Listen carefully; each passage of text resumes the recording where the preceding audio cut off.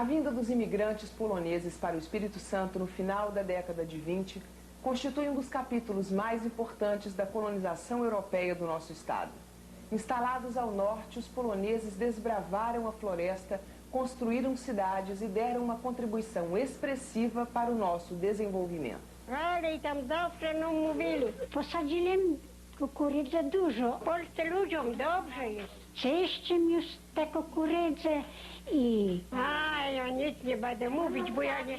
jak nie będzie deszcza, to dla nas nie ma chleba tutaj. To mają takie a to dormindo. 4. A 4? 4 wnuki i 3 prawnuki. Żebyście nie po polsku, tylko po brazylijsku trochę. A, ja nic nie...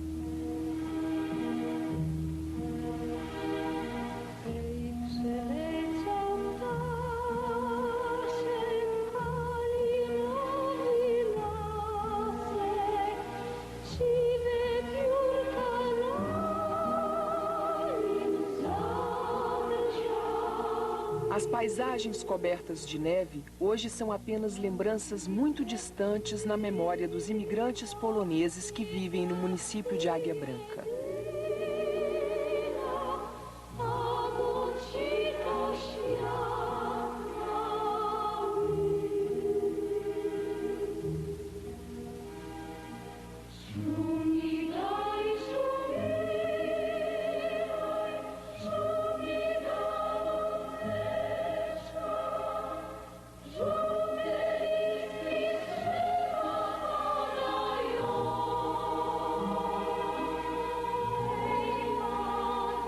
Foi uma mudança brusca e contrastante para aqueles homens, mulheres e crianças de pele branca e suave, olhos azuis e cabeças louras, que desembarcaram no norte do Espírito Santo no final dos anos 20, fugindo da fome e da destruição impostas à Polônia pela Primeira Guerra Mundial.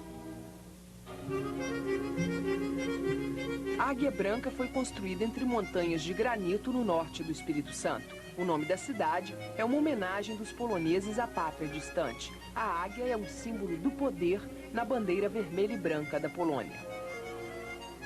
Até 1988, quando conquistou a emancipação política, Águia Branca era distrito de São Gabriel da Palha. Apesar das dificuldades iniciais, os poloneses se adaptaram de tal forma ao novo ambiente que são raros os sinais da colonização.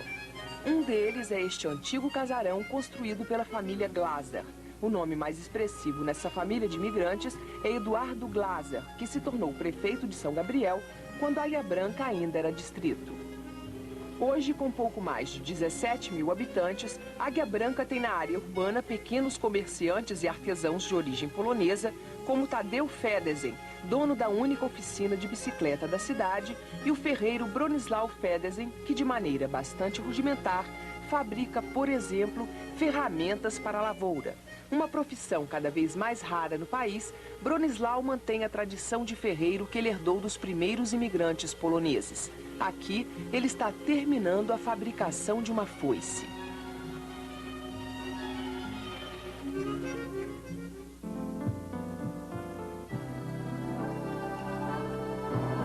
A nova geração dos imigrantes busca outros espaços, de modo que possa influenciar no destino de Águia Branca. Marcos Arovin é o primeiro presidente da Câmara Municipal de Águia Branca, de origem polonesa. Além do que eu já havia mencionado, o café, e outra cultura da banana, a cerola, existem as culturas temporárias, que é arroz, feijão, milho, amendoim, que os poloneses também participam, desse cultivo, desse produto aí. E além da pecuária, tem descendentes poloneses que hoje produzem, participam da criação da pecuária, uns até com um volume mais elevado para corte, e tem outros que cultivam, aqueles poloneses mais velhos, que mantêm aí, tem uma certa tradição polonesa das suas vacas, pequenas vacas leiteiras, e colhendo o produto do leite e até fabricação de queijo, manteiga. Então, Mas a grande riqueza de Águia Branca vem do interior do município, onde as pequenas propriedades agrícolas têm uma cultura diversificada com amplo aproveitamento da terra. Aos 19 anos, Dona Helena Pitac chegou ao Espírito Santo em 1932, onde moravam desde o ano anterior seus 2 irmãos. Aqui ela casou, teve filhos e ficou viúva. A família hoje inclui netos e bisnetos que vivem numa pequena propriedade perto da cidade. Dona Helena ordenha vaca todo dia, com a agilidade de muitos anos de prática, produzindo leite para consumo da família e venda à cooperativa de leite local. Mais de 60 anos depois de ter chegado ao Brasil, Dona Helena mantém correspondência regularmente com parentes na Polônia e suspira de saudades de Cracóvia, a região onde viveu parte da infância com seus pais. Acho que aqui no Brasil, todos nós estamos passando por uma crise difícil, né? Sem dúvida. Mas pelo menos a gente vive em cidade. Não tem guerra, não é que é de ainda mais aqui na roça, né? Livre de asfalto. E vocês acompanham a vida da Polônia? Pelos jornais, pela televisão? Olha, tinha um tio meu que ele acompanhava, que vinha o jornal Luto. Aquela família que o senhor viu lá, o senhor mostrou na revista, aquele senhor mais de idade, ele sempre recebia o jornal, o Luto, lá do Paraná, de Curitiba. Ainda Kolankova recebe. E tem uma lá de São Gabriel Kolankova, ela diz que recebe ainda. Eu não comi feijão muito com arroz, não gostei não. Até hoje não gosto. Gosto, arroz gosto, ele feijão, pra mim não gosto não.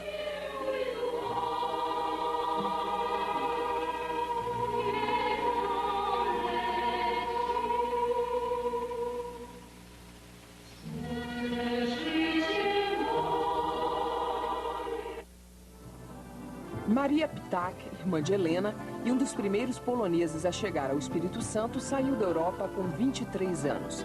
Veio casada e aqui ficou viúva. As muitas dificuldades iniciais de adaptação ao novo ambiente, por exemplo, a floresta misteriosa, os animais desconhecidos, as doenças tropicais, a nova língua e os habitantes do novo país, foram vencidas pela coragem e persistência. Com 87 anos, ela ainda trabalha o dia inteiro em sua propriedade rural, cuidando do gado leiteiro e da casa onde mora com filhos e netos.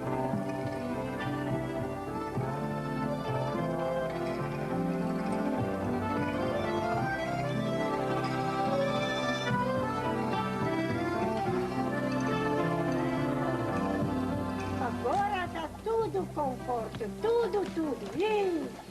Tem carro, tem água em casa, tem luz em casa, tá tudo bom. Tem carro para trazer mantimento de roça.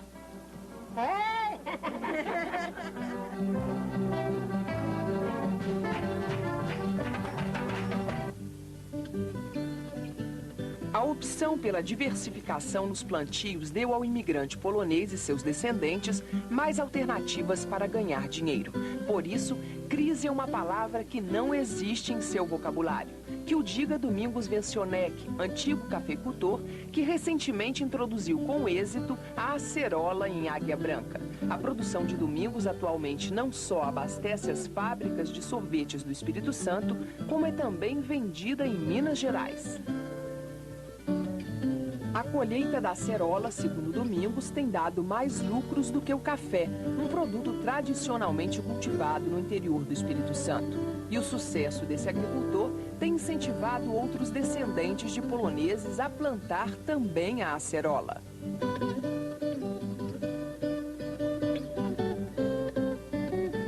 O dia na casa da família Wróblewski começa bem cedo em torno de uma grande mesa com o café da manhã.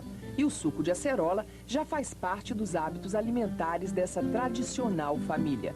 Tão tradicional que a cultura de café continua sendo a principal atividade de sua pequena propriedade. O beneficiamento do café ocupa grande parte da área construída no sítio da família Wróblewski, com as unidades de ensacamento e armazenagem. A acerola é só para beber, não para plantar. A criação de gado leiteiro é também importante na propriedade dos Wróblewski. Através da inseminação artificial, esses proprietários rurais promovem o melhoramento do seu plantel de gado, aumentando em consequência a produção de leite, que é toda vendida para a Cooperativa Leiteira de Águia Branca.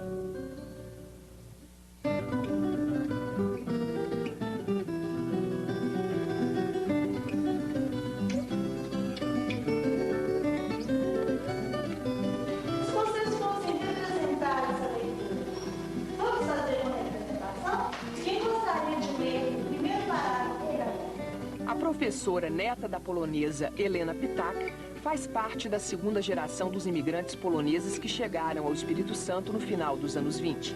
Como outros membros dessa geração, ela está plenamente integrada ao país. Na escola pública do interior de Águia Branca, ela dá aulas, mas em casa convive diariamente com o idioma da avó e de outros parentes de origem polonesa. Nie wiem, jak dalej będziemy tutaj żyć. A saga dos imigrantes poloneses no Espírito Santo é uma história que a professora não se cansa de contar aos seus alunos, a maioria deles descendentes dos imigrantes. É uma história de muita luta para sobreviver no novo ambiente, sob todos os aspectos hostil. Eu já sei de cor e carreado. Eu sempre conto essas histórias para eles. Foi triste, eu acho que foi muito triste, né? A gente pensando hoje, o que eles passaram aqui no passado, né? Foi triste demais.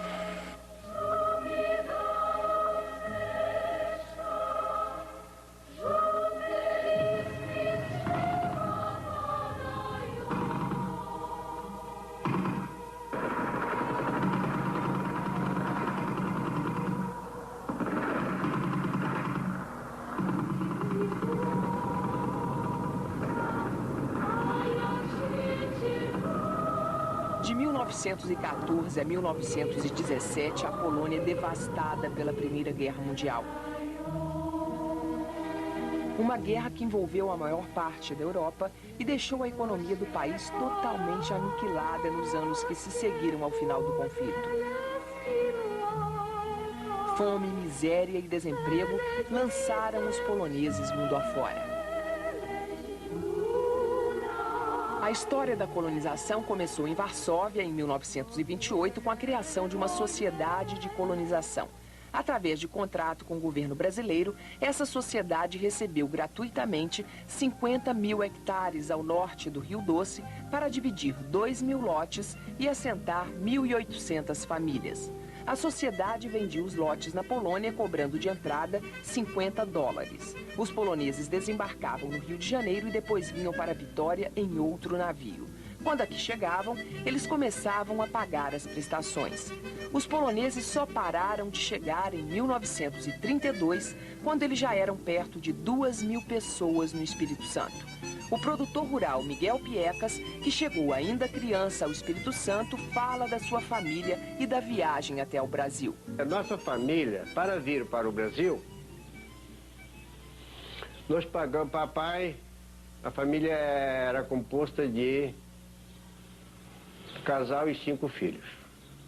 Trouxemos um casal de jovens junto, para ajudar a trabalhar com a gente, recém-casado.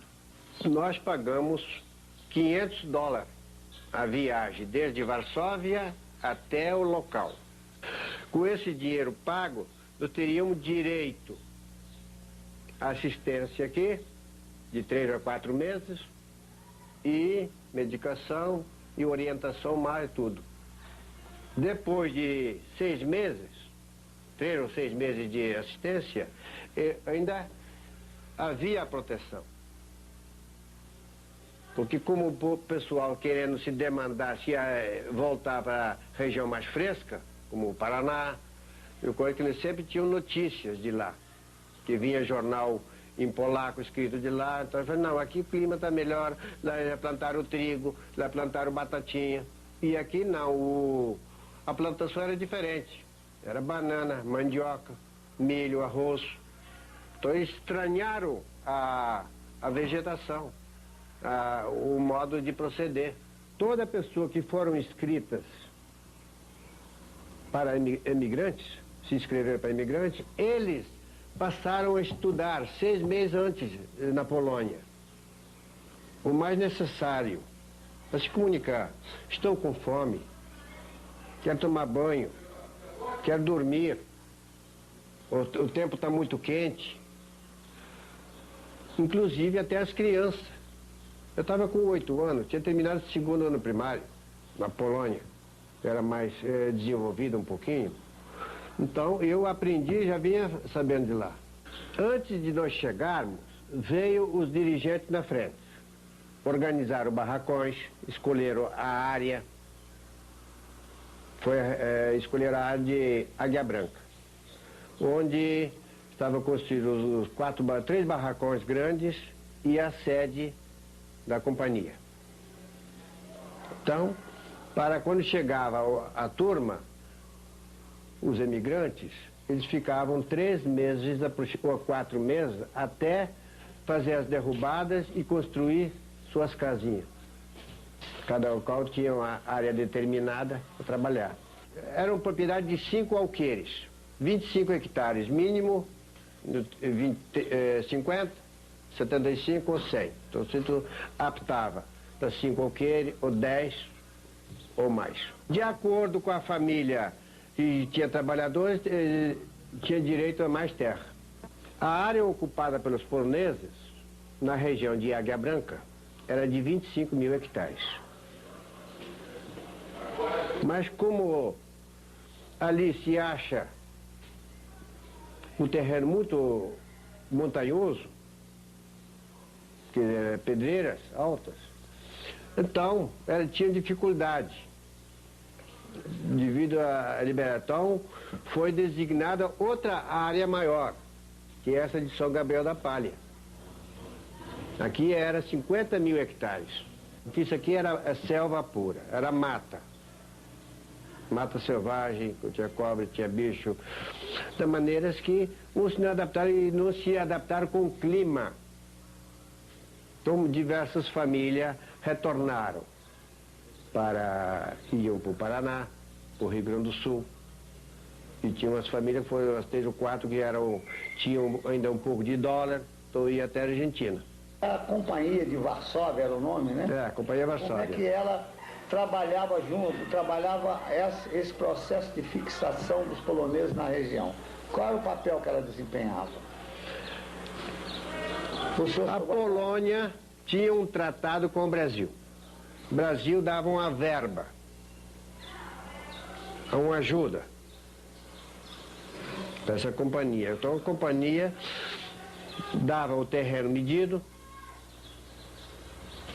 e cobrava só a medição a preço de custo, que era barato.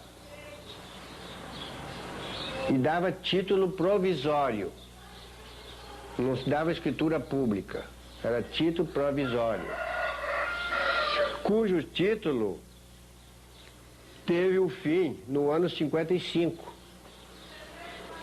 porque a colonização foi de 25 a 55, 30 anos esse contrato de Varsóvia que eles ficaram para colonizar. A maioria dos imigrantes tinha o sonho de voltar à Europa assim que conseguisse economizar o suficiente, mas ele foi definitivamente sepultado pela Segunda Guerra Mundial. Só aí eles descobriram que viver num país sem guerras como o Brasil era muito melhor. Como é que a senhora acompanhou a conversa de seus pais para vir para o Brasil? O que eles falavam para vir para o Brasil? Por que eles vieram para o Brasil? Eles tinham companhia polonesa que levava nós aqui. Sim, mas lá eles quiseram vir embora por quê? Não estava bom na Polônia para eles? Na Polônia Olha lá, mãe, sempre. estava muito prejudicada para as guerras. E tinha muito povoado e faltava pão para nós. Quer dizer, a guerra é que foi responsável para vocês irem embora. É muito mais isso. Os seus pais tinham propriedade na Polônia? Tinha pequeno. Tinha uma propriedade Pequeno. Agrícola. A senhora se lembra o que eles plantavam na Polônia? Lembro? Era o que eles plantavam? Batatinha, trigo e tem outras frutas, jeto, pszenica, buraque, cartof e muito mantimento tinha mais. Wszystko my sadzili, tudo plantamos. Agora, ele veio por causa da guerra. A senhora chegou a ver a guerra na Polônia? Eu lembro, ela estava muito pequena, porque tinha 4 anos só. Depois que acabou a guerra, 1917, depois nós mudamos na divisa de Rússia. Lá estava bem ruim para nós, mais que aqui no Brasil, mais ruim. Mas por que vocês saíram do lugar de vocês para ir para a divisa com a Rússia? Porque lá não tinha pão para nós. E a agricultura tinha sido prejudicada? Muito prejudicada. Precisa ter terreno bom. Nós sempre tinha terreno ruim. Sim, mas o que a guerra prejudicou? Por que a guerra prejudicou? A guerra prejudicou que não tinha, podia ter dinheiro, não tinha onde comprar. Tinha. Agora... Tudo destruiu. As primeiras casas construídas eram rústicas e a floresta impiedosa com quem não a enfrentasse corajosamente. Os desmatamentos se sucederam rapidamente para dar lugar à agricultura. Havia muito o que fazer nesse novo e estranho país, habitado por pessoas de cores surpreendentes. E quando a senhora saiu de lá, que ideia a senhora tinha do Brasil? Ela já sabia mais ou menos o que está... Eu sabia que está mata aqui pura. A senhora já tinha mandado carta? Aqueles dias que eu embarquei na ônibus, de tarde eu recebi carta da minha irmã. Ela me escreveu assim: não vem aqui não, porque aqui puro mata e puro malpo. Macaco. E gente preta, eu nunca vi gente preta na Polônia. A floresta misteriosa alimentava os desbravadores com sua rica fauna.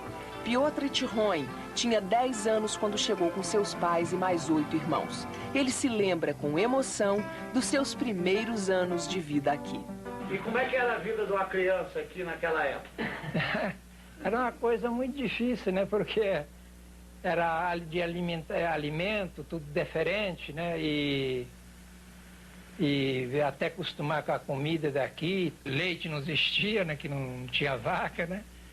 E era uma coisa muito difícil, mas o povo devagar, o que aguentaram, o que não morreu, outros que não saíram, foram acostumando, aí ficaram até essa data de hoje, né?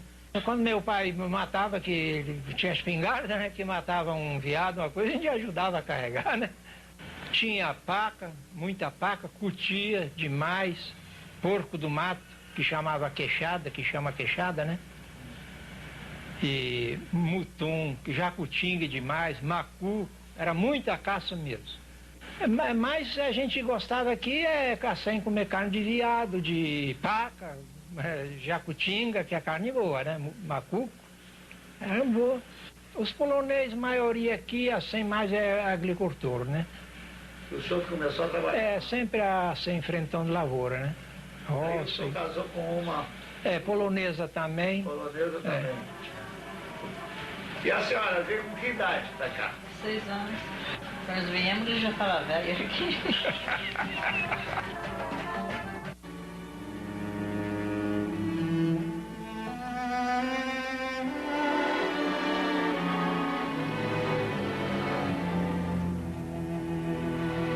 As tradições culturais foram aos poucos desaparecendo e por fim restou apenas o cenário de um pequeno cemitério para eles cultuarem a lembrança sofrida dos seus entes queridos.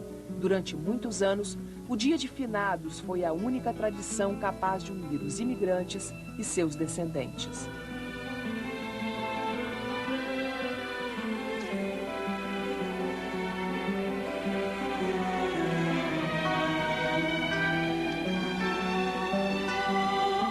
Quando a saudade do passado é demais, a memória se transforma num diálogo silencioso com os mortos.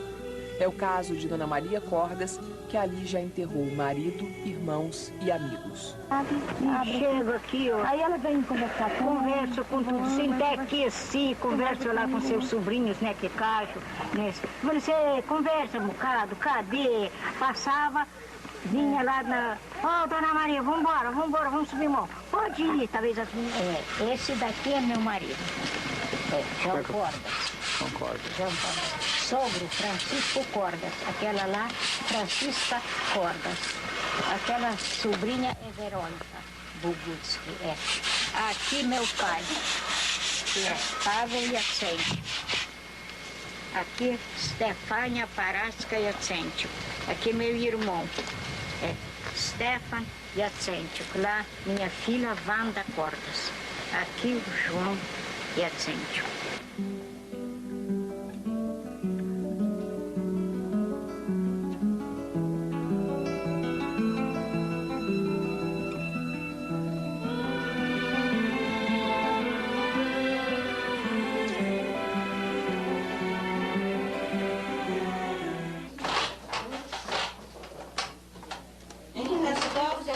A culinária de origem polonesa foi outra tradição que se manteve na comunidade de Águia Branca. Na cozinha de fogão a lenha, ainda se vislumbra a alegria de viver na face das velhas polonesas entregues à tarefa de alimentar o fogo de lembranças ancestrais. Dessas lembranças, surgem saborosos quitutes como o pierog, um pastel doce com recheio de queijo muito apreciado na comunidade. Ou o pão polonês, feito pelas mãos rústicas das velhas polonesas que transmitem os segredos da cozinha para as mãos bem mais jovens de uma nova geração de descendentes. Pedro Wróblewski, presidente da associação, tornou-se o principal porta-voz do movimento para fazer o passado cada vez mais presente na vida da comunidade polonesa. A criação de um grupo de danças folclóricas polonesas foi o primeiro resultado prático desse esforço da comunidade polonesa para manter cada vez mais vivo o passado e tudo de bom que ele evoca. O grupo nasceu em 1979, depois que a Associação Cultural dos Poloneses obteve o apoio de grupos folclóricos poloneses existentes no sul do país. O grupo folclórico polonês de Águia Branca, ele nasceu dessa vontade de preservar essa cultura que a gente percebia que aos poucos estava quase apagada. E foi a partir da apresentação de um grupo de Curitiba que nós nos espelhamos e tentamos, com esforço de alguns professores e de alguns alunos, montar este grupo folclórico, que inicialmente, como nós dissemos, era apresentado por crianças. O grupo hoje, ele tem um repertório não de muitas danças, mas algumas danças que o grupo apresenta, elas trazem marcas de culturas polonesas diferentes. Uma das danças apresentadas pelo grupo é a Mazur, né, que é uma dança mais dançada pela classe alta polonesa. Uma outra dança, que é uma característica forte de todos os grupos poloneses, é a polka, que é uma dança muito rápida. Aliás, todos os grupos folclóricos poloneses destacam-se principalmente pela rapidez com que apresentam as danças. Uma outra dança é o Kujawik, que é uma dança sentimental. Ela começa com movimentos leves, depois aos poucos ele vai agilizando e os dançarinos devem mostrar todos os seus sentimentos. Hoje o grupo de danças folclóricas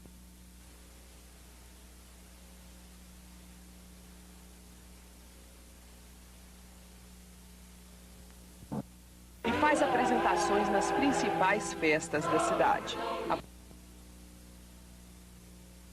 De fotografias que de vez em quando é folheado pelos saudosos imigrantes e seus descendentes. A Polônia agora é uma presença viva no cotidiano da comunidade de Águia Branca.